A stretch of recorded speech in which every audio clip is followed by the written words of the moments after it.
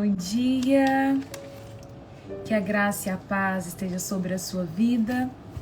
Sejam todos bem-vindos a mais uma live devocional. Que Deus abençoe poderosamente o nosso dia. Vamos para mais uma manhã cheia da graça e cheia da bondade do Senhor. Como é que vocês estão? Como é que passaram aí esse feriado? Como é que estão? Como é que a casa de vocês está? Tá todo mundo bem? Me dá a notícia de vocês. Por aqui está tudo bem, graças a Deus. Gente, nossa, eu planejei tanta coisa para esse final de semana e feriado, mas acaba que no final eu só fico querendo descansar e ler e assistir filme, que eu não consigo fazer tantas coisas. Então, durante a minha semana normal, acaba que eu faço muitas coisas. Então, quando eu vejo aproximando um feriado, um final de semana assim prolongado, eu me planejo para fazer tantas coisas, para produzir conteúdo, para adiantar algumas demandas, mas quando chega, gente, eu não dou conta. Aí sabe o que eu vou fazer? Aquele que estava atrasado. Aí eu fui arrumar unha. Sim, olha, arrumei unha, gente, olha isso. Sim. Nossa, no tempo normal é muito difícil, sabe? Arrumar unha. Embora é muito importante. Mas por aqui eu descansei um pouco. No sábado eu fui para casa da minha mãe. Sábado, domingo eu fiquei lá. Depois voltei para casa. Adiantei algumas coisas na minha casa. E depois fui assistir filme e ler e ficar tranquila. Mas tá tudo bem, graças a Deus. E aí com vocês? Tá todo mundo bem?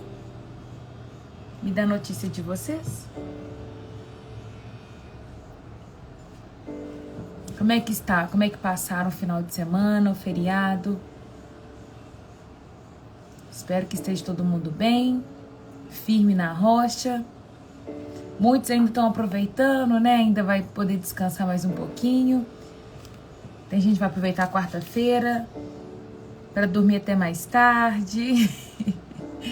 E nós vamos retornar aqui. Glória a Jesus, Simone. Fico feliz que deu tudo certinho por aí também. Espero que você também tenha conseguido descansar. Lídia também estava bem até ontem. Uma dor de cabeça. Oh, meu Deus. Que o Senhor restaure, viu? Sua saúde em nome de Jesus. Às vezes pode ser alguma coisa que comeu, viu, Lídia? Na bênção, graças a Deus. Mateus, glória a Jesus. Descansou, a Andresa também. A Luana conseguiu se mudar. Coisa boa, hein? Glória a Jesus. Lu, fico feliz. Então tá todo mundo bem. Glória a Jesus. Se você está aqui nessa live pela primeira vez, seja bem-vindo, viu? Em nome de Jesus. Bom dia, linda que é linda, maravilhosa. Vamos orar e agradecer ao Senhor por mais um dia? E nós vamos começar a ler.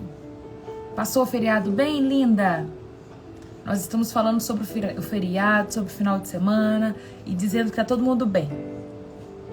Só a Lídia que tava com dor de cabeça. Mas nós vamos orar, Lídia, para que essa dor de cabeça saia em nome de Jesus. Você crê? Vou orar por você. Feche seus olhos aí onde você está.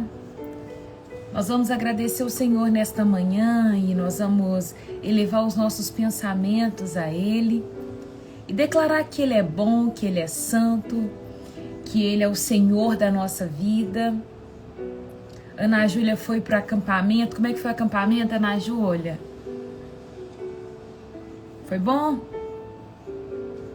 100%? Nós vamos agradecer o Senhor por mais um dia e a gente começa lendo Juízes capítulo 10.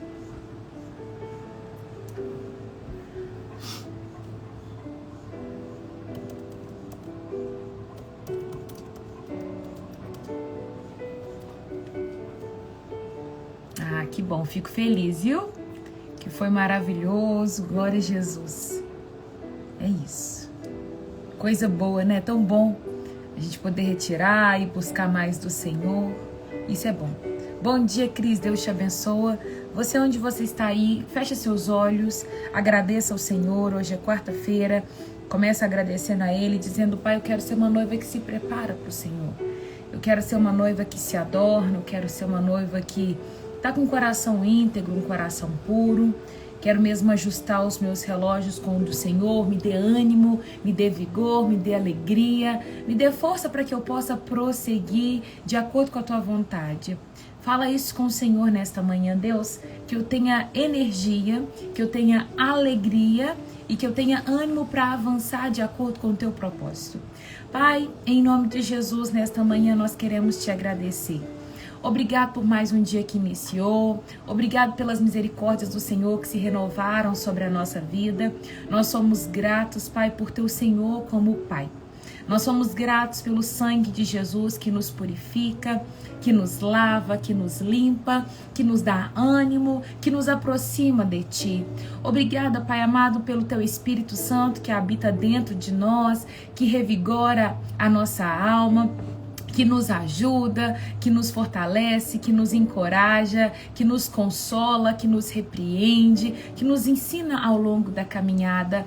Nós te amamos, Pai. Nós te louvamos, Senhor Jesus, e nós te adoramos, Espírito Santo. Obrigado por tanto. Nesta manhã nós queremos ouvir a Tua voz, nós queremos ler a Tua palavra e nos conectar com o Senhor. Pai amado, que não seja mais uma manhã natural, que não seja mais uma manhã normal, mas que seja mais uma manhã poderosa, onde nós possamos mesmo olhar para a Tua palavra e sermos transformados, Pai. Queremos mesmo nos aproximar do Senhor com o nosso rosto descoberto e ser transformado de glória em glória.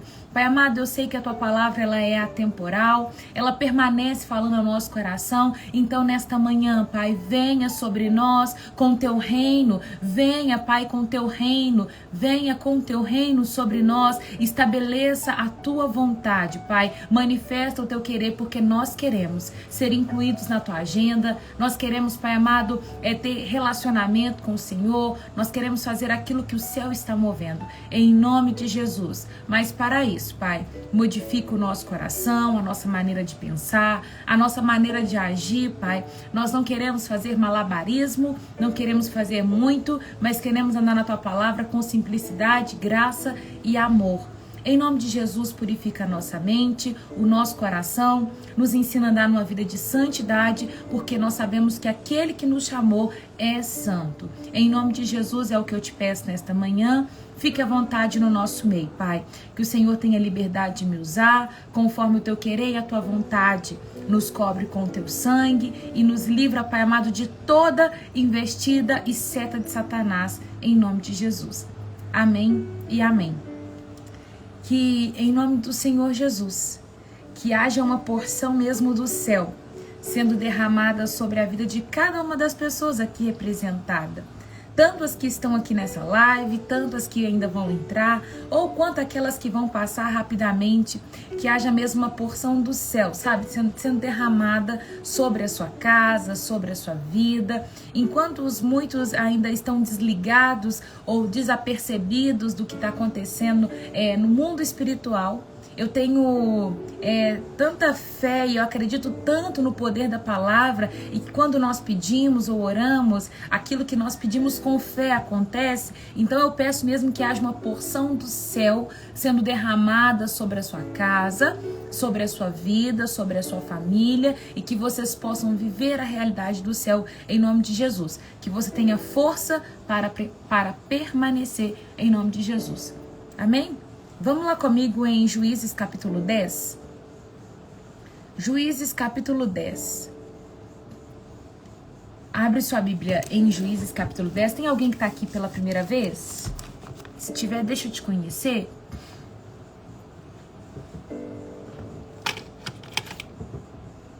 E diz o seguinte, a palavra de Deus. Juízes 10, versículo 1. Depois da morte de Abimeleque, Tolá, filho de Puá, filho de Dodô, foi o próximo libertador de Israel. Era da tribo de Issacar, mas morava na cidade de Samir, na região montanhosa de Efraim. Ele julgou Israel por 23 anos. Quando morreu, ele foi sepultado em Samir. A única coisa que fala é isso. Depois da morte de Abimeleque, nós falamos no último momento que nós tivemos a live estudando Juízes, nós falamos sobre Abimeleque, né? Abimeleque, filho de Gideão, o tanto que ele foi um rei que governou ali debaixo de uma ganância. Foi aquele que matou os seus irmãos. Ele foi lá pro seu tio e falou assim: olha, eu tenho 70 irmãos, vamos matar eles, porque aí é melhor, porque aí somente eu governo. Aí ficou vivo somente Jotão, e Jotão foi lá e questiona e fala, e depois ele reivindica o trono também, porque ele tinha direito, né? Deus castiga o final da vida de Abimeleque, Deus castigando ele pelo mal que ele tinha feito, e ele vai sofrer o dano daquilo que ele tinha causado com as próprias mãos. Deus cumpre uma maldição que ele tinha falado já com Jotão que ia acontecer na vida de Abimeleque. Abimeleque foi o último juiz até o momento. Então a gente tinha visto Gideão ele vai sumir, ele vai guerrear, Deus vai levantar ele como um guerreiro, vai fazer uma história bacana, e depois ele vai ter 70 filhos. A gente viu essa história. Aí levanta Abimeleque, depois de Abimeleque, Deus vai castigar Abimeleque, ele morre, e o próximo juiz a ajudar Israel, a libertar Israel de um período de opressão, vai ser Tolá. Esse aqui que vai ficar por 23 anos. A única coisa que fala é isso, que ele vai governar por 23 anos. Somente isso. Depois de Tolá morreu, Jair de Gileade julgou Israel por 22 anos. Seus 30 filhos montava 30 jumentos e possuíam a terra de Gileade. 30 cidades que até hoje são chamadas de cidade de Jair. Quando morreu, foi sepultado em Camon. Os amonitas oprimem Israel. Versículo 6. Mais uma vez os israelitas fizeram o que era mal aos olhos do Senhor. Serviram as imagens de Baal, Astarotes e aos seus deuses da Síria, de Sidom, Moabe, Amon e da Filistia. Abandonaram o Senhor e deixaram de servi-lo. Versículo 7. Enquanto a ira do Senhor se acendeu contra Israel, e ele entregou nas mãos dos filisteus e dos amonitas, que começaram a oprimi-los cruelmente naquele mesmo ano. Durante 18 anos oprimiram todos os israelitas a leste do Jordão, na terra dos amorreus, isto é, em Gileade. Os amonitas também atravessaram para o leste do Jordão e atacaram as tribos de Judá, Benjamim e Efraim. Então, o povo de Israel vai viver aqui agora 18 anos de opressão. Os israelitas ficaram muito angustiados e por fim pediram socorro ao Senhor. Pecamos contra ti, disseram, pois abandonamos o nosso Deus e servimos a imagem de Baal. Versículo 11. O Senhor respondeu: acaso não os livrei do egípcio, dos amorreus, dos amonitas, dos filisteus, dos sidônios, dos amalequitas e dos moabitas? Quando eles oprimiram vocês e pediram socorro, eu os livrei. E, no entanto, vocês me abandonaram e serviram outros deuses. Por isso, não os livrarei mais. Vão e clamem os deuses de vocês, aqueles que escolheram, que eles livrem neste momento de angústia. Mas os israelitas suplicaram ao Senhor: sim, pecamos, castiga-nos como te parecer melhor, mas livra-nos hoje de nossos inimigos. Então eles se desfizeram dos seus deuses estrangeiros e serviram ao Senhor. e ele teve compaixão deles por causa do seu sofrimento. Quando os exércitos de Amon foram convocados para guerrear e acamparam em Gileade, os israelitas se reuniram e acamparam em Mispa. Os líderes de Gileade disseram uns aos outros: o primeiro que atacar os amonitas governará todo o povo de Gileade. Pausa no capítulo 10. A gente vê Tolá e Jair, os dois líderes que vão assumir aqui o ponto de ser libertador de Israel por um período. Ele vai ficar aqui governando num período de 23 anos, depois Jair vai julgar 22 anos. Só que depois o povo vai se desviar. Depois da morte de Jair, o povo outra vez vai se corromper e vai adorar os seus ídolos, os seus deuses, e outra vez eles corrompem seu coração e adoram outros deuses. E aí o Senhor fala: não vou livrar, porque vocês estão adorando os seus deuses, que o Deus de vocês o livre agora, livre vocês aí, eu não vou mais entrar nisso aí não. E aí outra vez, quando a gente chega no versículo 15, o povo vai falar assim: Deus, sim, pecamos, castiga-nos como parecer melhor, mas livra-nos hoje dos nossos inimigos. Então eles se desfizeram dos seus deuses estrangeiros e serviram ao Senhor. Eu queria fazer um ponto aqui, que eu tinha até anotado, sobre a questão do arrependimento. Para mim, quando fala arrependimento, o arrependimento ele não vem acompanhado somente de palavras vazias. Arrependimento, para mim, ele vem acompanhado de mudança de atitude. Quando você somente fala, né? Perdão, Senhor, mas você não muda as suas atitudes, você não muda os seus comportamentos, pode ser que você volte àquele mesmo lugar que você estava antes. Então, arrependimento, para mim, ele vai ter uma mudança de postura, sabe? Ele vai ter uma mudança, vai ter um deslocamento dentro de você. Quando eles falam, nós nos arrependemos do que fizemos, a próxima ação deles é se desfazer dos ídolos, dos deuses que eles adoravam. Então, o pedido de perdão é: Deus, castiga-nos como for melhor. E logo em seguida, eles jogaram fora os deuses deles. Então, quando nós pecamos contra o Senhor, vai ter pecado que você vai falar assim: nossa, esse pecado aqui meu é de estimação, o que eu faço com ele? Se você não mudar as atitudes e os comportamentos, você vai retornar para ele. Não adianta você simplesmente falar: Deus, me perdoa e pronto, acabou. Não. O perdão acompanhado de: eu preciso de mais. Sabe? Eu vou mudar o lugar que eu estou. Não é somente um pedido de perdão acompanhado de palavras vazias, mas existe algo a mais, Deus, que eu quero te entregar. Eu vou falar uma coisa. Quando eu falo de arrependimento, eu lembro muito de Davi. E Davi, ele vai nos ensinar muitas coisas. E quando Davi, ele peca, a gente sabe que Davi, ele foi conhecido como o homem segundo o coração de Deus. E quando a gente chega lá no capítulo 51, Davi, ele vai dizer assim para Deus: compadece-te de mim, ó Deus, segundo a tua benignidade, segundo a multidão das tuas misericórdias, apaga as minhas transgressões, lava-me completamente da minha iniquidade, purifica do meu pecado. Quando Davi ele começa a se arrepender e confessar o seu pecado, ele vai falar assim: Deus, tem misericórdia de mim, somente para o Senhor eu posso me recorrer. Eu quero te pedir algo: lava-me completamente, lava da minha iniquidade, purifica do meu pecado, pois eu conheço a minha transgressão e o meu pecado, ele está diante de mim.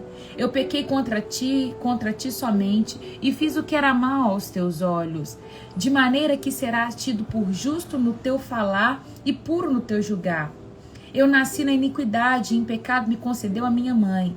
Eis que te agradas da verdade no íntimo, e no oculto me fazes conhecer a sabedoria.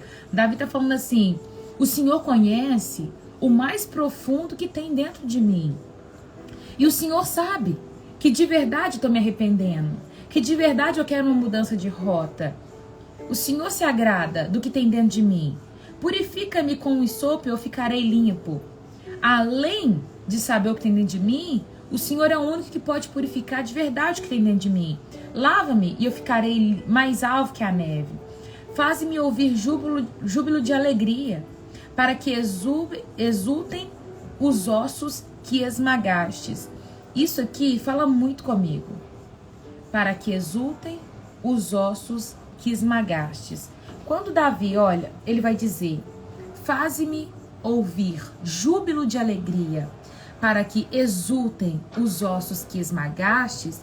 Ele está dizendo: o pecado que eu cometi esmagou os meus ossos. Ele está dizendo: o pecado, ele é tão mau, ele me corrói tanto por dentro, que ele esmagou os meus ossos. Ele está dizendo: o pecado, ele atrofia. É isso que ele está falando. O pecado, ele está me atrofiando.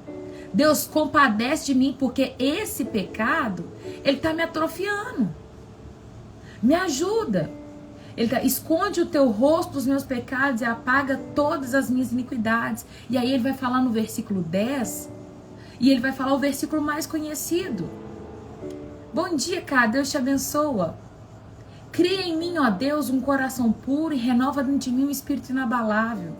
Não me lances fora da tua presença, nem retira de mim o teu espírito. Esse é o versículo mais conhecido. Restitui-me a alegria da tua salvação, sustenta-me com o espírito voluntário, então ensinarei aos transgressores os teus caminhos e os pecadores converterão a ti.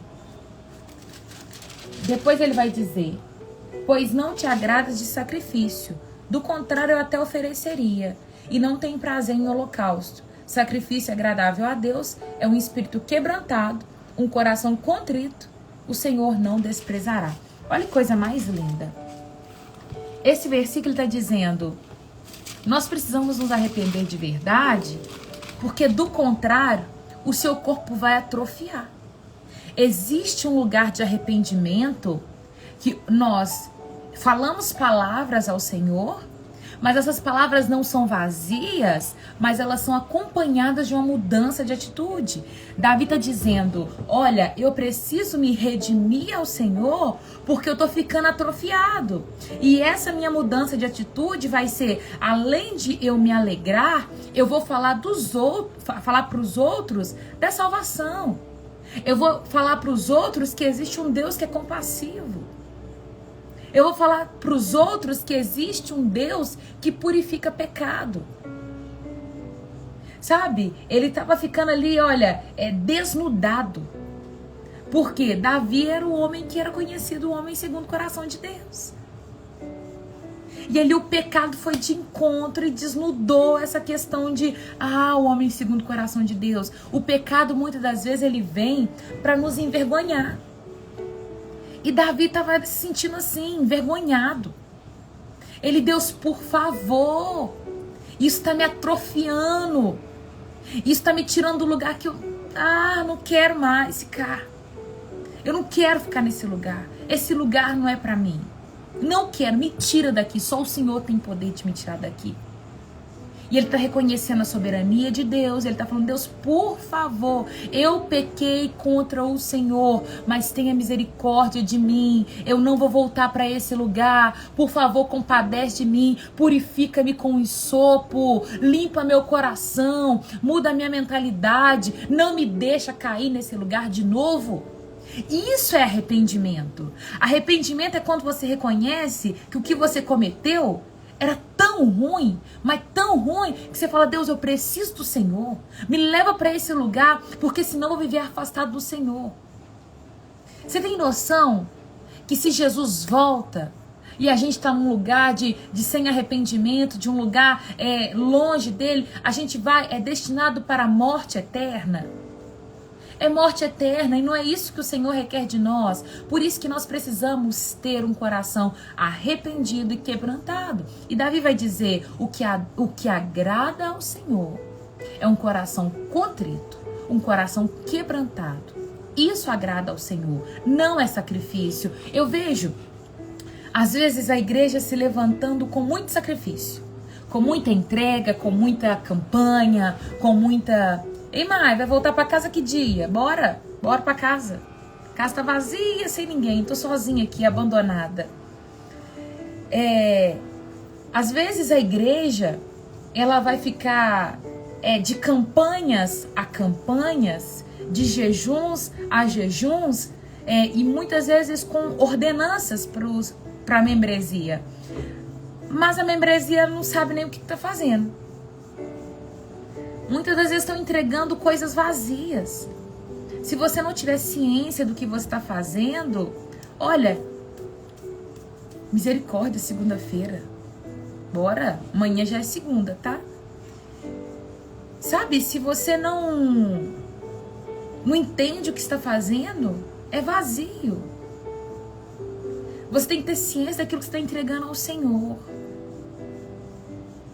Quando chega no versículo 32 de Salmos, Davi vai falar o seguinte: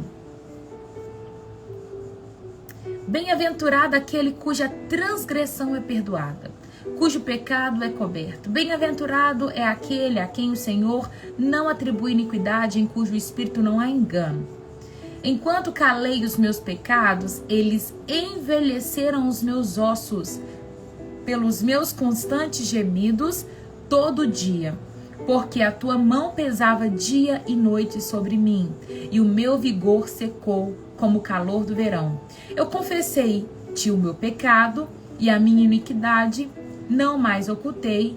Eu disse: confessarei ao Senhor as minhas transgressões, e tu perdoastes a iniquidade do meu pecado. Sendo assim, todo o que é piedoso te fará súplicas com tempo de poder de encontrar. Com efeito, quando transbordarem muitas águas, não atingirão. E aí ele vai falar: o Senhor é o meu esconderijo, o Senhor preserva-me da tribulação, e ele vai continuar.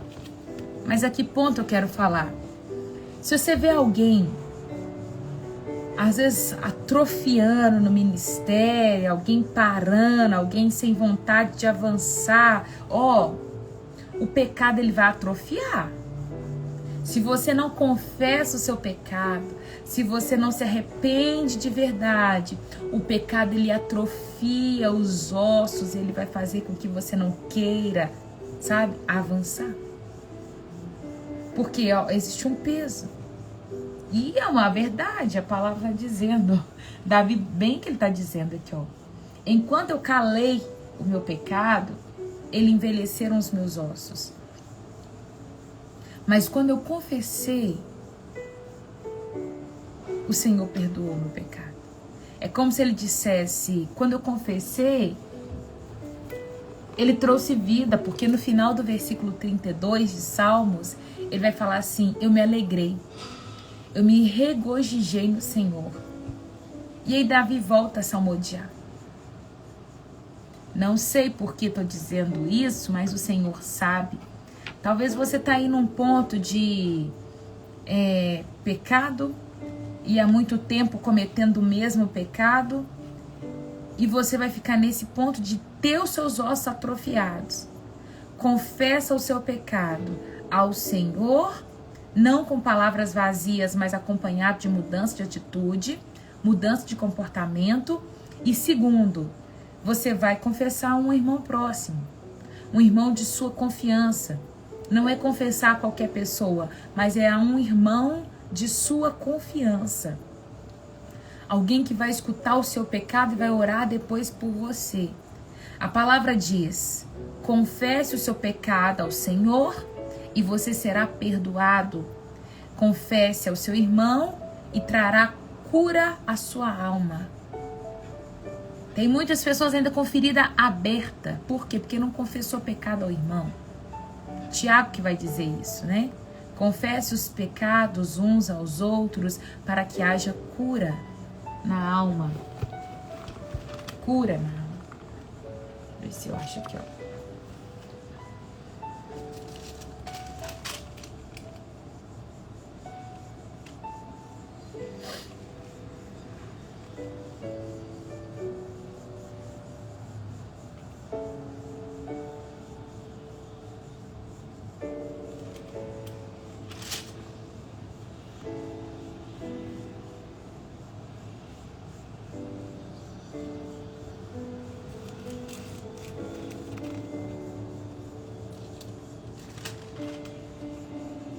Vou procurar aqui.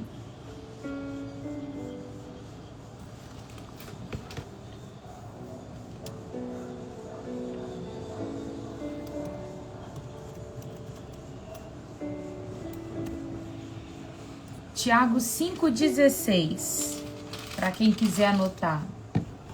Tiago 5,16. Tiago 5,16 vai falar o seguinte: portanto, confesse os pecados uns aos outros. Orem uns pelos outros para que vocês sejam curados. Tá? É Bíblia. Amém? É Bíblia. Tiago 5,16. Então, às vezes, você está aí sem a cura por conta disso. Então, a gente parou aqui no capítulo 10 para falar sobre arrependimento. O Senhor, ele teve compaixão daquele povo porque eles chegaram num lugar de arrependimento. Além de pedir perdão para o Senhor, eles foram lá e desfizeram dos seus ídolos, jogaram fora os seus ídolos. Pedido de perdão acompanhado de mudança de atitude. Então, talvez hoje, o que você precisa fazer é pedir perdão ao Senhor com mudança de atitude, tá? Capítulo 11. Vamos lá para o capítulo 11. Capítulo 11, nós vamos ver a história de Jefté. Jefté era um guerreiro corajoso. A Bíblia já começa a falar que ele era um homem corajoso. Ao contrário de Gideão, que estava malhando trigo e escondido, com medo, e Deus teve que falar com ele assim: olha, você é guerreiro forte, corajoso, sai desse lugar. Aqui ele já fala que ele era corajoso. Jefté era filho de Gileade, mas sua mãe era uma prostituta. A esposa de Gileade teve muitos filhos. E quando esses meio-irmãos cresceram, expulsaram Jefté, dizendo: você não receberá parte alguma da herança de nosso pai, pois é filho de uma mulher. Então Jefté fugiu de seus irmãos e foi viver na terra de Tobi. Em pouco tempo passou a chefiar um bando de desocupado que se uniu a ele, né? Essa palavra Tobi significa órfãos, tá? Então, para você entender esse primeiro parágrafo do capítulo 11, é como se Jefté, ele fosse liderar um grupo de órfãos, um bando de vândalos, pessoas que estavam morando na rua, pessoas que estavam ali sem casas, quando fala desocupados, desabrigados, órfãos que viviam desamparados. Ele começa a liderar esse grupo. Por esta época, os amonitas começaram a guerrear contra Israel. Quando os amonitas atacaram os líderes de Gileade, mandaram os líderes de Gileade mandaram buscar Jefté na terra de Tobi. Venha e seja o nosso comandante, disseram. Ajude-nos a lutar contra os amonitas. Mas Jefté, né, que era um guerreiro, lhe disse: Não são vocês mesmo que me odiaram e me expulsaram da casa de meu pai? Por que me chamam agora que estão em apuros? Isso aqui dá um ensinamento e tanto, né? As pessoas que às vezes vão nos expulsar, muitas das vezes são aquelas que depois vão voltar e pedir ajuda. Porque precisamos de você, responderam os líderes. Se você nos comandar na batalha contra os amonitas, nós o proclamaremos governante de todo o povo de Gileade. Jefté lhe disse: quer dizer que se eu for com vocês e o Senhor me der vitória sobre os amonitas, governarei todo o povo? Os líderes de Gileade responderam: o Senhor é nossa testemunha de que faremos exatamente como você lhe disse. Então Jefté foi com os líderes de Gileade e o povo fez governante e comandante do exército. Em Mispa, na presença do Senhor, Jefté repetiu o que tinha dito aos líderes. Jefté enviou mensageiros ao rei de Amon para perguntar: por que você saiu para guerrear contra a minha terra? O rei de Amon respondeu aos mensageiros de Jefté: quando saíram do Egito, os israelitas roubaram minha terra desde o rio de Arnon até Jaboque, até o Jordão. Agora, devolva-nos pacificamente esse território. Jefté enviou a seguinte mensagem em resposta ao rei amonita. Assim diz Jefté: Israel não roubou terra alguma de Moabe nem Amon. Quando o povo de Israel veio do Egito e chegou em Cádiz, depois de atravessar o Mar Vermelho, enviou mensageiro aos reis de Edom e pediu: deixe-nos passar por sua terra. Contudo, seu pedido foi negado. Então fizeram o mesmo pedido ao rei de Moabe, mas ele também não deixou passar. Por isso, o povo de Israel ficou em Cádiz. Depois passaram pelo deserto, contornando Edom e Moabe. Acompanharam a divisa de Moabe a leste e acamparam do outro lado do rio de Arnon. Em momento algum atravessaram Arnon para entrar em Moabe, pois Arnon era a divisa de Moabe. O que está acontecendo aqui? Jefté quer entender o porquê da guerra e porque os amonitas estão querendo guerrear com o povo de Israel. O rei de Amon está falando o seguinte: olha, quando vocês saíram do Egito, vocês roubaram terra minha. E vocês roubaram a terra ali de Arnon, vocês roubaram a terra ali de Gade. E ele está falando assim, não. Quando a gente passou por esse território, o líder pediu para poder passar por Edom, negaram, pediu para passar por Cádiz e negaram. A gente teve que dar a volta na região montanhosa, e foi isso que aconteceu. Não roubamos terra de ninguém.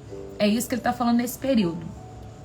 Então Israel enviou um mensageiro a Seom, rei dos amorreus, que governava em Esbom, e pediu: deixe-nos passar por sua terra para chegarmos ao nosso destino. O rei de Seom, porém, não confiava em Israel o suficiente para deixar passar por seu território. Em vez disso, mobilizou seu exército em Jaza e atacou Israel. Ele está falando, a gente pediu o rei que governava Esbom para poder passar. Ele não confiava na gente. Então ele mandou o povo dele para lutar contra o nosso povo. Mas o Senhor, o Deus de Israel, entregou esse rei às nossas mãos, que derrotou os amorreus, esse povo.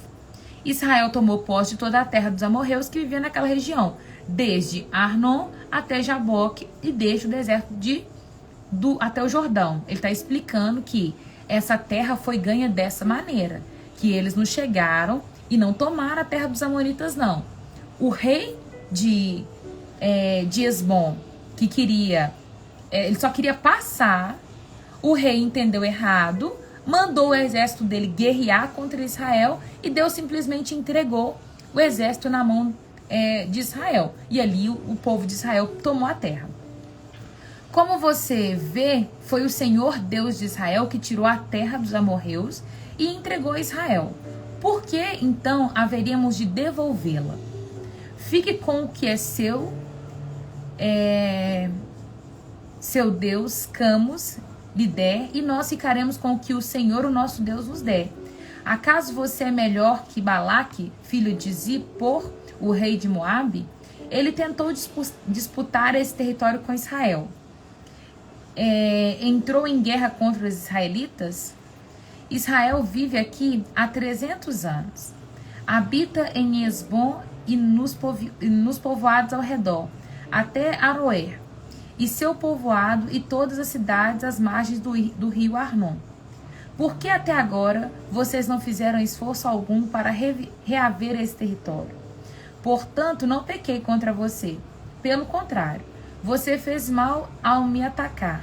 Que o Senhor, o juiz, decida hoje qual de nós está certo, Israel ou Amon. Mas o rei de Amon não deu atenção à mensagem de Jefté. Jefté explicou tudo, porém o rei de Amon falou assim, tô pouco me lixando, eu quero a minha terra. Então, isso aqui é muito sério. Olha o voto que Jefté faz. Jefté vai fazer um voto e essa história é muito conhecida. Jefté faz um voto ao Senhor. Então o Espírito do Senhor veio sobre Jefté. Ele atravessou o território de Gileade e Manassés, incluindo Mispa em Gileade, e dali avançou contra os moabitas. Jefté fez um voto ao Senhor: se entregarem os amonitas em minhas mãos, darei ao Senhor quem sair primeiro de minha casa. Quando eu regressar vitorioso, eu oferecerei como holocausto. Jefité saiu com seu exército para combater os amonitas, e o Senhor entregou em suas mãos. Ele aniquilou os amonitas e destruiu 20 cidades, desde Aroer até os arredores de Minite, chegando até Abel-Queramim. Assim os israelitas derrotaram os amonitas.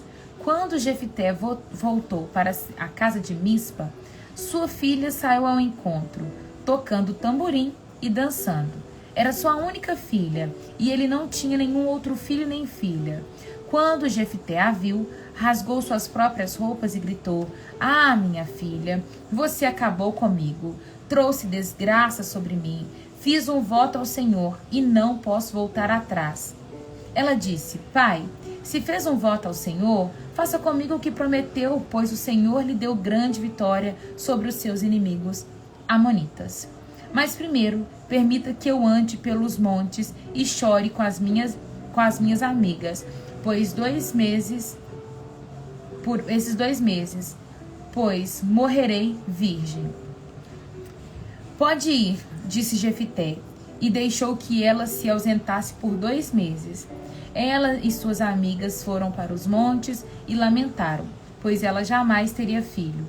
Quando ela voltou para casa, seu pai cumpriu o voto que lhe havia feito, e ela morreu sem ter tido relação com homem algum. Por isso, tornou-se costume em Israel as moças israelitas saírem por 4 dias todos os anos para lamentar o destino da filha de Jefité de Gileade. E aí a gente termina o capítulo 11. O voto de Jefité, a gente fala que é um voto tolo, né? Ele fez um voto de entregar em holocausto a primeira pessoa que saísse da sua casa. Quando ele viu que era sua filha, eu creio que ele deve ter chorado amargamente, porque ele tinha que cumprir. E eu falo que tem voto que a gente faz que a gente depois não vai conseguir cumprir. Então nós precisamos ponderar esse voto. Será que devo fazer? Será que precisa ser feito? Entende? Tem voto que não vai ser necessário. Então nós precisamos pensar muito bem sobre a interpretação desse texto. Alguns vão dizer que ela de fato morreu, que de fato era a morte que ele estava entregando, que ele matou ela. E outros vão dizer que ele simplesmente fez com que ela não casasse, que ela morreu virgem, que ele estava entregando a virgindade dela. E por isso ela nunca teve relação com homem nenhum. E ali é por isso que eles choram a virgindade da filha de Jefté. Era uma maldição, né? A mulher não ter filhos, não se casar. E por isso as pessoas estavam lamentando, e por isso ela chorou com as amigas dela, porque não poderia ter filhos. Então fica aí nesse ponto de interpretação, o texto dá essas duas linhas de interpretação. Tanto que o pai matou, sacrificou ela, entregou ela em holocausto, porque o holocausto era derramamento de sangue, era entregar no altar, morte, mas eu não consigo ver dessa forma. Eu vou mais para esse lado de que ele fez ali um voto de castidade para sua filha, que ela não pôde se casar, ela não pôde ter filho, e assim foi uma maldição sobre a vida dela. Assim se cumpriu o voto de Jefté. Eu vejo dessa forma, mas tem essas duas interpretações do texto, tá? E a gente termina o capítulo 11. Tem muito aprendizado no devocional de hoje. Nós falamos sobre arrependimento. Outro aprendizado que eu tiro desse texto é que Jefté, ele era filho de uma prostituta. A mãe dele não era a maior referência na cidade, e por isso seus irmãos o tiraram da herança. Porém, quando ele foi morar naquela cidade dos órfãos, eu imagino o coração de Jefté, o tanto que estava doído, o tanto que estava chateado, o tanto que estava traumatizado, o tanto que estava assim, fui rejeitado. Porém, quando chamaram ele para guerrear, Eu não sei qual que era a intenção do coração dele, tá, gente? Ele fez a pergunta: por que agora eu? Talvez ele só queria o trono, talvez ele só queria o governo. Mas uma das coisas que nós precisamos aprender é que os nossos traumas do passado, as nossas dores, elas não podem governar o nosso coração e impedir que a gente acesse os lugares que o Senhor ele tem para nós. Muitas das vezes nós vamos precisar fazer o caminho de volta e servir pessoas que nos magoaram, e servir pessoas que nos feriram, e servir as pessoas que mais nos rejeitaram. Por quê? Porque esse é o evangelho, sabe? Esse é o evangelho. Eu vejo Jefté aqui, uma pessoa que foi completamente rejeitada, agora tendo que servir aqueles que o rejeitaram. Embora aqui eles estavam prometendo para ele o governo, eles estavam prometendo para ele aqui o poder total, mas nós não podemos deixar que esse lugar de trauma, de dor, de ferida, fale mais alto em nosso coração, a ponto da gente recusar de viver o propósito, porque o propósito de Deus para Jefté naquele momento era que ele fosse para a batalha, era que ele subisse e guerreasse contra os amonitas, sabe? Ele tinha aquele propósito para cumprir, só tem que consertar a motivação do coração. Ele não, imagina se ele falasse assim: não vou, não quero, uma vez vocês me expulsaram, não vou voltar para guerrear com vocês, que vocês morram, que os amonitas acabem com vocês. Ali ele estaria deixando de cumprir o propósito de Deus na vida dele. Então, muitas das vezes, você vai olhar para aquele lugar de dor, aquele lugar de ferida lá do passado, e você vai falar assim: eu não vou voltar naquele lugar. Eu não quero mais conversa com meu pai, eu não quero mais conversa com a minha mãe, eu não quero mais olhar para os meus irmãos, porque eu não quero. Sabe? Não quero olhar para aquelas pessoas, porque aquelas pessoas me feriram, aquelas pessoas me maltrataram, e eu quero que aquelas pessoas se explodam. Não. Toma cuidado, porque na maioria das vezes aquele lugar de dor, aquele lugar de trauma vai ter propósito de Deus na sua vida. Vai ser o lugar que Deus vai te reconstruir e vai operar o propósito. Então deixa o Senhor curar o seu coração. Deixa o Senhor transformar a sua vida. Deixa o Senhor fazer algo novo no lugar que era dor. Deixa Ele juntar ali os ossinhos e fazer de novo, trazer de novo a vida. Tá? Arrependa, perdoa e recomece.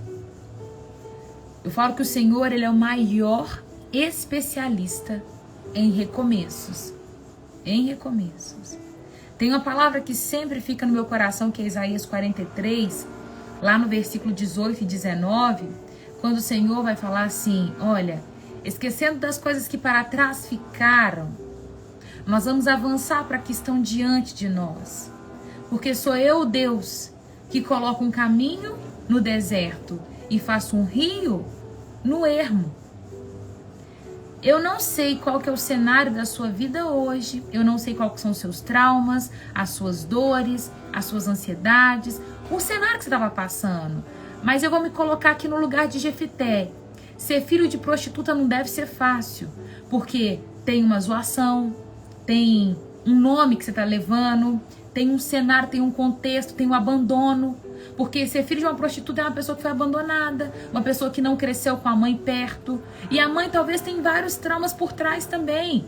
Porque a mãe que é prostituta, ela tem as suas desculpas por trás e ela tem os seus motivos por trás. Tá entendendo? Então tem todo um contexto. E Jefté carregava tudo isso. O coração dele é traumatizado. Aí ele vai para um lugar, uma terra que só vive gente abandonada.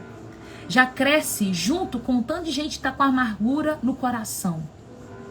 Se você está amargurado de coração e junta com mais pessoas que estão com amargura no coração, isso aqui pode virar um complô. de gente amargurada, de gente ferida que não vai chegar em lugar nenhum. Mas tem que se abrir e deixar Deus curar. Seja um líder transformado. Seja um líder que vai curar outros corações. Abra seu coração e fala assim: Deus, eu tô aqui, ó.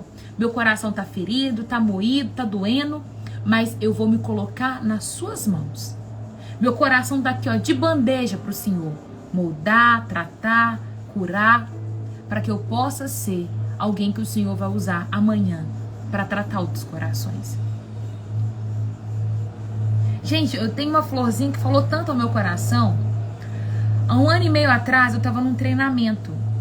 E nesse treinamento eu ganhei uma flor, é uma rosa do deserto.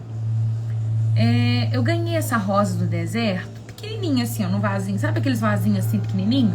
Ganhei ele desse tamanhozinho assim. E eu não tinha habilidade com planta, com flor, com nada. E eu lembro que eu ganhei essa florzinha. Eu falei, gente, vou deixar essa florzinha morrer, porque eu não sei cuidar. Flor nenhuma minha lá em casa vive. E aí eu falei assim, eu vou pegar essa aqui porque eu achei bonitinha. E aí a menina que tava do meu lado, uma moça da igreja, ela falou assim, nossa, essa aqui é linda. Ela fica uma flor linda, chama rosa do deserto. E eu falei com ela assim, eu não sei cuidar. Ela falou assim, deixa eu levar ela pra minha casa, eu cuido pra você. Quando ela florescer eu te entrego. Eu falei, tá bom. E aí, gente, 1 ano e meio se passou. E ela sempre me dava notícia. Ela falava, Raira, sua florzinha tá crescendo. Raira, sua florzinha tá crescendo. E aí, tem 1 semana, terça-feira passada, ela me entregou a rosa do deserto. E ela tá linda, gente. Ela floresceu. Tá com 5 florzinhas, coisa mais linda. E o tanto que essa flor me ensinou... Michele, foi a florzinha que você deu na capelania, lembra? Pois é, foi ela. E aí, o tanto que ela me ensinou que eu falei assim, gente, eu entendo quando alguém entrega um filho, às vezes sem condição nenhuma de cuidar. Se eu ficasse com aquela planta, eu tenho certeza que ela não estaria viva mais. Mas eu dei para alguém que sabia cuidar e num tempo oportuno ela me devolveu. Sabe, eu fico pensando assim, gente, tem coisas que a gente tem motivos. Você tá entendendo? Não tô justificando quem entrega filho, não tô justificando a pessoa que dá a criança, não tô. Mas eu não tinha condição naquele momento de criar. Se aquela flor ficasse comigo, ela estaria morta. E aí eu falei assim, gente, é isso que acontece com muitas crianças, que são entregues quando a mãe fala assim, eu não tenho condição de criar essa criança. Eu vou entregar para uma família que pode cuidar. Cuida dela para mim.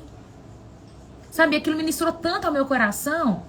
Eu fico pensando assim, eu não tô falando que é motivo, mas uma mãe, uma mulher que se entrega à prostituição ainda tendo filho, só ela sabe os motivos, ela tá ali naquele lugar. Então, às vezes, o nosso coração precisa entrar em um lugar de compreensão para entender a história de alguém. Se sua mãe te bateu tanto no passado, entra num lugar de compreensão, porque só ela sabe o que ela passou. Se o seu pai bebia, vai entender os motivos dele. Se sua mãe, se ela te abandonou, se a sua mãe, ela criou traumas em você, se a sua mãe entrou em comparação, se sua mãe nunca te elogiou, sabe? Entra no lugar de entendimento. Vai entender o porquê. Aquela flor, ela ministrou ao meu coração a seguinte mensagem: só nós vamos conseguir entender o porquê, o motivo. Só nós entendemos o motivo. Só eu entendi o motivo pelo qual eu deixei a minha plantinha com aquela mulher. Eu não conhecia aquela irmã a fundo, eu não tinha intimidade com ela. Ela simplesmente falou, você quer que eu cuide pra você? E eu entreguei. Porque eu falei, ainda que eu não sei o que ela vai fazer com a minha planta, eu tenho certeza que na minha mão ela vai morrer. Eu tinha os meus motivos. Quem olhar de fora vai falar assim, que irresponsabilidade. Por que você não tenta cuidar? É sua a planta, a responsabilidade é sua. Entende? O que eu tô querendo te explicar é que olha pro seu passado agora e tenta entender o motivo. Tenta se colocar no lugar da sua mãe, do seu pai, da sua avó. E não se feche aos seus traumas. E não permita que esses traumas, que as coisas que aconteceram na sua vida te impeça de viver o propósito. Amém? Amém? Eu falo que Satanás, ele é muito astuto, sabe? Satanás, ele é muito astuto. Ele quer nos aprisionar nos traumas, nos abandonos, nas rejeições. E eu estava explicando para minha irmã nesse final de semana. No sábado eu virei para ela e falei assim: Rubinha, ela tem 12 anos. Eu falei: Rubinha, nós vivemos rejeição todos os dias. E você tem que pegar a rejeição que vai ficar numa ilha separada da sua cabeça. E aqui vai estar o seu dia a dia, os acontecimentos da vida. E aqui está a rejeição, a situação que você foi rejeitada. Você vai ter que colocar para fora. Ou confessa para alguém, conta para alguém, ou você vai escrever. Escreve uma carta, coloca no diário e você vai pegar essa informação da rejeição, vai colocar aqui no seu dia a dia e vai viver. O tempo todo nós somos rejeitados, o tempo todo nós temos situações de trauma, mas isso não pode nos parar. Porque o que Cristo depositou dentro de nós é maior que o nosso trauma, é maior que a nossa dor, é maior que o nosso sofrimento. Entende? É isso. Não permita que as circunstâncias da sua vida te parem, porque aquilo que Cristo coloca dentro de você é maior que a circunstância que você está vivendo, tá bom? Eu sei que não é fácil, eu sei que dói, eu sei que às vezes é difícil prosseguir, eu sei que às vezes dá vontade de chorar, mas eu te falo, vai chorando, vai com dor, vai sorrindo, vai com angústia, mas vai, coloca nas mãos de Deus e vai, tá bom? Vai. Às vezes a dor do divórcio, a dor do luto, a dor da ansiedade, a dor do abandono, a dor de perder o pai e a mãe, sabe? Vai, só vai. Vou dizer, vai. Vai e completa seu propósito em nome de Jesus, tá? Só vai. Não deixa que a circunstância da vida te defina. Né, Dani? A Dani é uma linda, uma fofa, que ensina muito pra mim, tá, Dani? Sua vida me ensina muito. A Dani tá enfrentando luto, perdeu o esposo tem pouquíssimo tempo, mas desde, assim, pouquíssimos dias depois dela perder o marido dela, ela tava lá na igreja, louvando e adorando ao Senhor. Às vezes vai chorando, né, Dani? Mas vai, né? É difícil, mas vai, tá ali. A gente não pode largar dos pés do Senhor, porque tem propósito lá na frente para cumprir. E ainda vai contar o testemunho, aquilo que o Senhor fez. Eu entendo que tem os períodos, né, do luto, né, Dani? Mas o Senhor, ele vai aos pouquinhos, ele vai tampando cada feridinha no coração, cada dor, ele vai colocando ali o dedinho, vai tampando, e depois você vai contar como que o Senhor, ele fez na sua vida. Só o tempo vai poder contar essa história, né? É isso. Tem alguém que está assistindo essa live que ainda não entregou a vida para Jesus e gostaria de entregar nesta manhã? Se você quer entregar a sua vida para Jesus, você vai escrever assim: Senhor Jesus, eu te aceito como meu único e suficiente Senhor.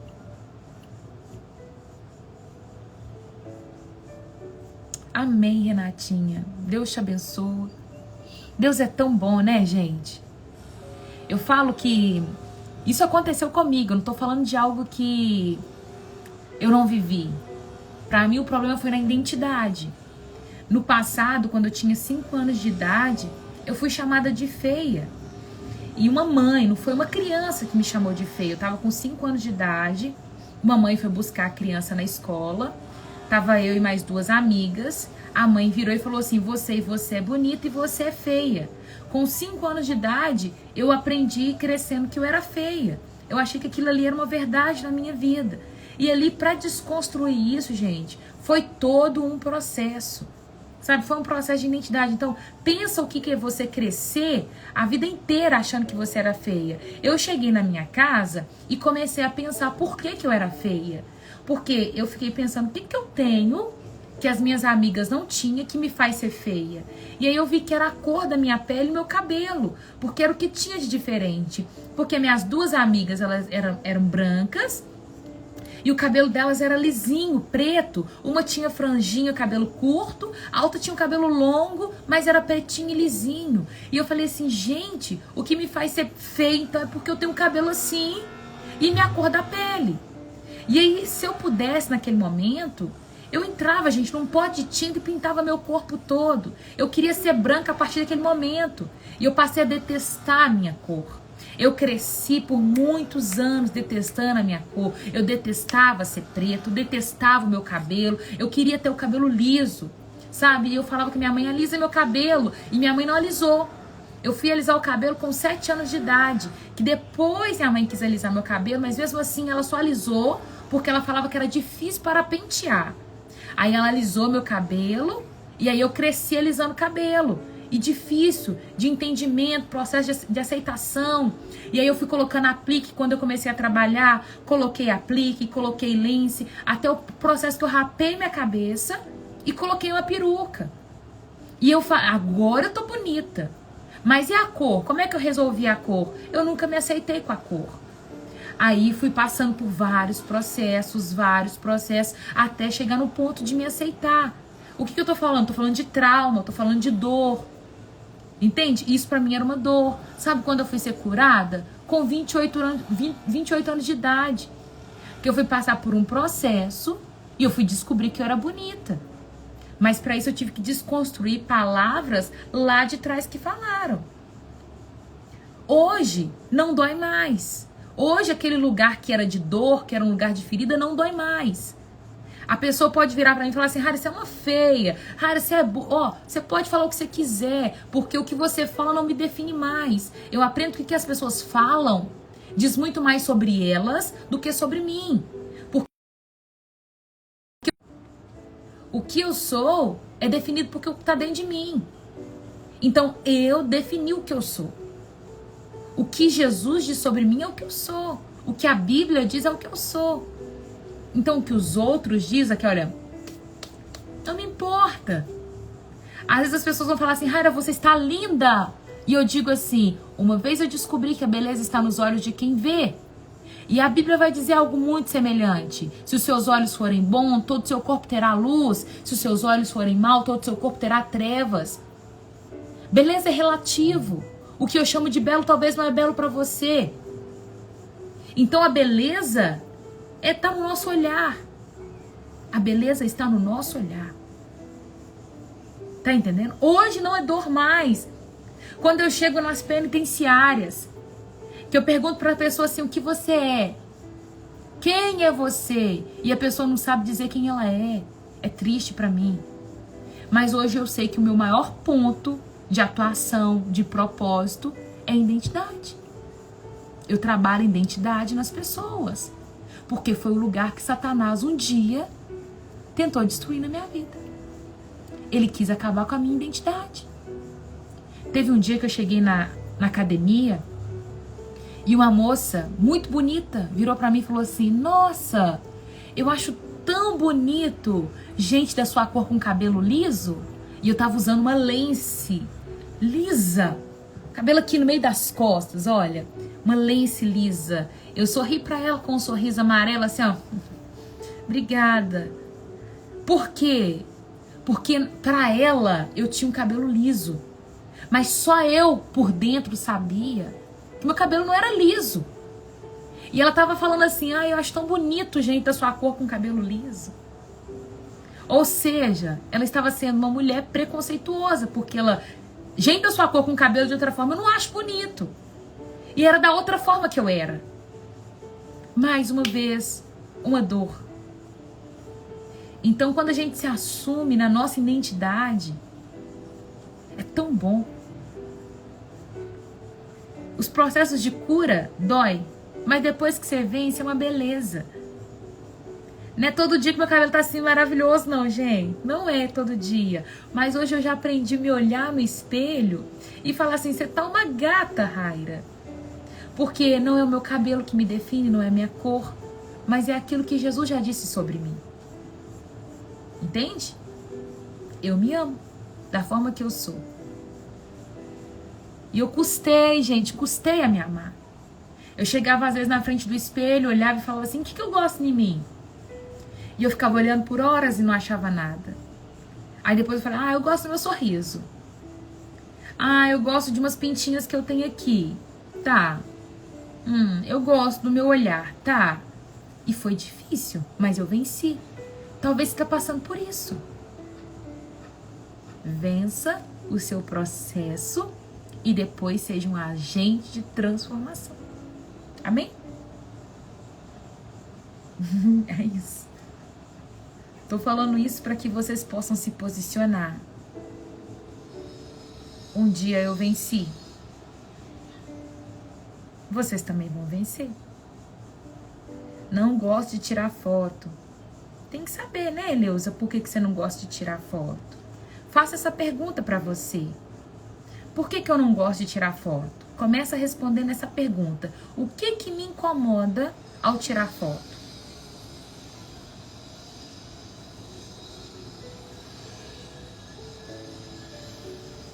Faça essa pergunta. Se às vezes você só não gostar porque não gosta, tá tudo bem. Tem pessoas que não gostam, tá tudo bem. Mas se você não gosta porque você não gosta de você, aí é um problema, tá? Porque tem pessoas que não gostam de tirar foto, não gostam. Igual, por exemplo, a minha mãe. Eu sei que minha mãe se ama, minha mãe tem autoestima boa. Minha mãe é bem feliz. Minha mãe, tipo assim, toda vez que fala pra tirar foto, ela faz careta, ela não gosta de tirar foto. É uma luta, uma peleja tirar foto com minha mãe. É isso, cara. Vença o processo, depois seja um agente de transformação. A Jo, por exemplo, que está entrando agora, ela não gosta de tirar foto. Né, Jo? Nós já vamos terminar essa live porque eu excedi o horário. Excedi muito. Ai, como você disse, traumas. Logo, logo eu vou abrir a mentoria, ô Eleusa. E eu quero você na mentoria, tá? Porque depois da mentoria você vai vencer esse processo da foto. Tá bom? Já já vai sair a mentoria.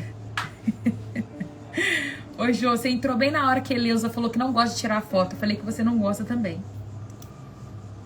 Coloca a mão no seu coração, fecha seus olhos e fala assim: Senhor Jesus, muito obrigada por esta palavra. Que ela possa germinar em meu coração e produzir muitos frutos. A 30, a 60, a 100 por 1, em nome de Jesus. Pai, nesta manhã nós te louvamos e bendizemos, porque o Senhor é bom e sempre nos ouve. Obrigada pela tua palavra, porque nós sabemos que ela vai gerar transformação dentro do nosso coração. Essa palavra não é vazia, Pai. Essa palavra não vai gerar mudança, porque mudança pode fazer com que volte ao lugar de estado inicial.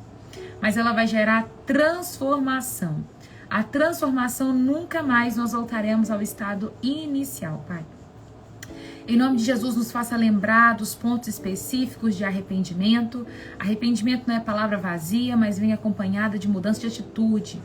Pai amado, não deixa que os nossos traumas venham nos parar, mas antes que a gente possa vencê-los para nos tornarmos agentes de transformação.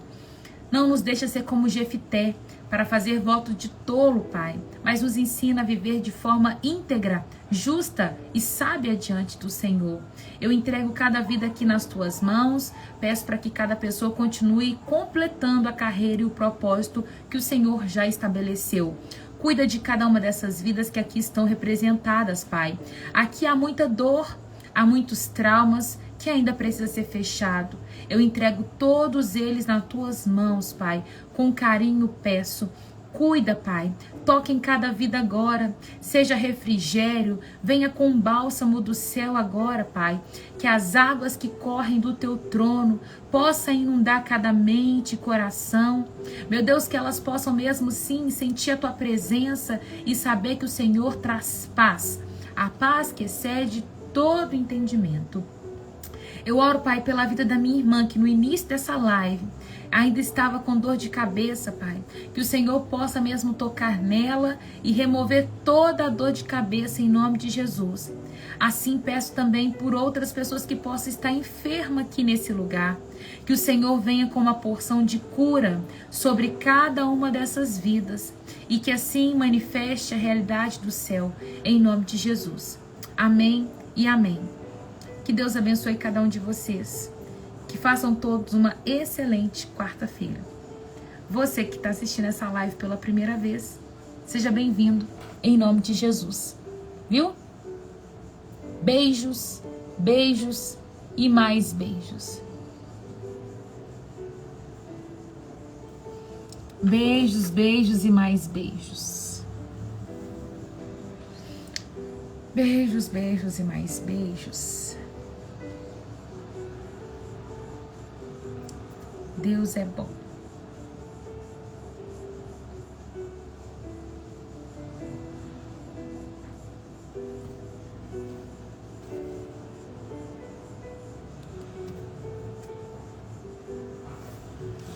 Feliz de ver você por aqui, viu, Carline? Muito feliz. Deus te abençoe, filha.